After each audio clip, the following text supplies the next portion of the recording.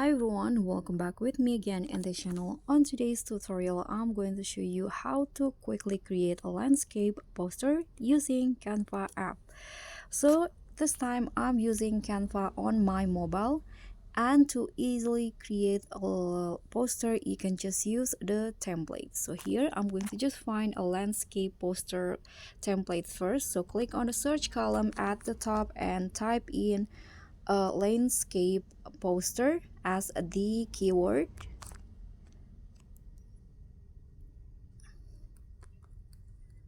Okay, click on enter and just wait until the templates show up.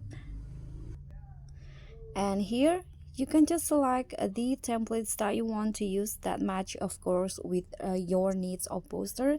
For example, I'm going to use this let's find, okay, we are open poster. For example, here just click on the three dots icon and click on customize this template. Just wait until the template is opened. Okay, so now it is open. Here you can just make some changes into the templates if you want to, but if you don't want to change anything, you can also click on the arrow up and just save it directly to your gallery. You can just click on download.